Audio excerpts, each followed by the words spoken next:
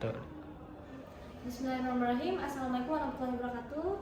Sebelumnya perkenalkan, nama saya Aisyah dengan NPM 25001059. Hari ini kita akan melakukan video skill lab yaitu BLS. Baik, tadi ada pasien jatuh dengan sambil memegang dada kiri. Lalu di sini sebelumnya saya akan memastikan lingkungannya aman bagi korban dan juga penolong. Lalu saya akan memastikan memeriksa respon pasien terlebih dahulu. Bapak, Bapak bisa mendengar saya? Bapak? Baik, pasien di sini tidak responsif. Saya akan menelpon bantuan yaitu 119. Halo, di sini ada pasien korban dengan usia perkiraan 55 tahun jatuh sambil memegang dada kiri. Tolong kirimkan bantuan medis yaitu berupa defibrilator dan saya akan melakukan basic life support terlebih dahulu. Baik, kita akan melakukan pemeriksaan pernafasan dan juga denyut nadi.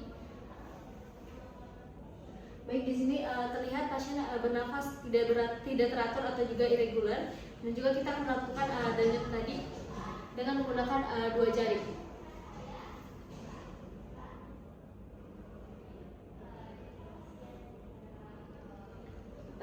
Periksa denyut nadi selama 5-10 detik. Baik, di sini denyut nadinya teraba. Baik, di sini pasien nafasnya irregular dan juga denyut nadinya teraba tapi tidak adekuat.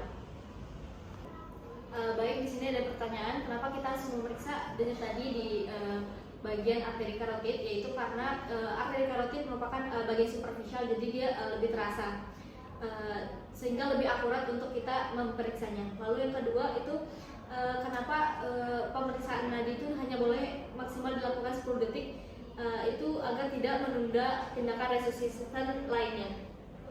Baik, kita akan melangsungkan pemeriksaan CPR, yang dimana saya akan meletakkan korban pada bagian datar dan juga keras. Lalu saya akan berlutut di samping korban yang sejajar dengan bahu korban. Saya akan meletakkan telapak tangan saya di atas sternum, pada tengah sternum setinggi peting susu.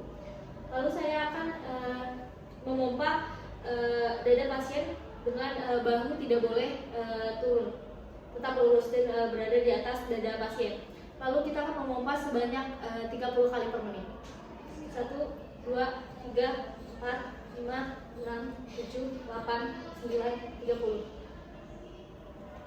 Baik, di sini kita akan memeriksa ventilasi dengan head tin. Baik, di sini saya akan membuka jalan pernafasan dengan head till chin lift. Saya membuka ventilasi sebanyak 8-12 kali per menit. 1, 2, 1, 2, 1,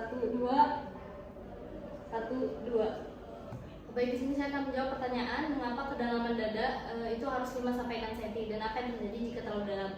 Nah, 5-6 cm itu diperlukan untuk menghasilkan aliran darah dari otak ke jantung selama CPR. Dan juga jika terlalu dalam itu akan dapat merusak organ yang ada di dalam tubuh pasien. Mengapa kita perlu membuka jalur nafas sebelum dilakukan ventilasi? Itu karena agar lidahnya tidak menutup menghalangi jalannya nafas dan juga udara bisa masuk ke dalam tubuh. Dan di sini saya akan melakukan evaluasi ulang nadi dan juga nafas.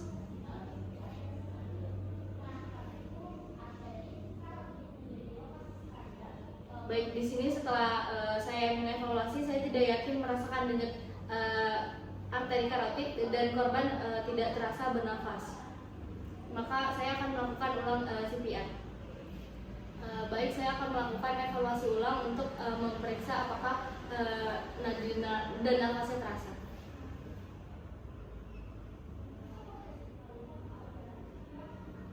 Baik, setelah saya lakukan evaluasi ulang, yaitu di mana denyut nadinya terasa tapi nafasnya tidak terasa. Baik, karena di sini nadinya sudah terasa tapi nafasnya tidak terasa, kita akan melakukan pemeriksaan ventilasi ulang. Baik, kan saat ini korban memiliki denyut nadi arteri karotid dan nafas adekuat, sehingga saya menempatkan korban pada recovery position.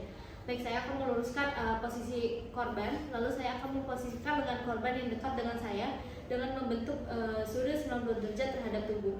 Lalu saya akan mengambil tangan korban yang jauh dan menempatkan punggung tangannya pada pipi korban. Lalu saya akan menekuk lutut korban yang jauh dari saya. Lalu saya akan menarik lutut tersebut sehingga tubuh korban berputar menghadap ke arah saya. Lalu saya akan memberikan kepalanya sedikit ke belakang agar jalan nafasnya tetap terbuka, dan mulut korban saya akan arahkan menghadap ke bawah untuk mencegah aspirasi.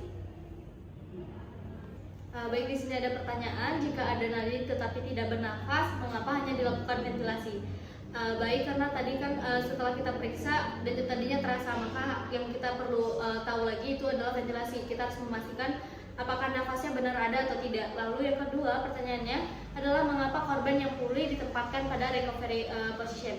Karena di sini tadi untuk hasil akhirnya korban itu kan memiliki nadi dan nafas yang terasa. Jadi tapi dia belum sadar, maka kita harus menempatkan pada recovery position ini untuk menjaga jalan nafas agar tetap masuk ke dalam tubuh.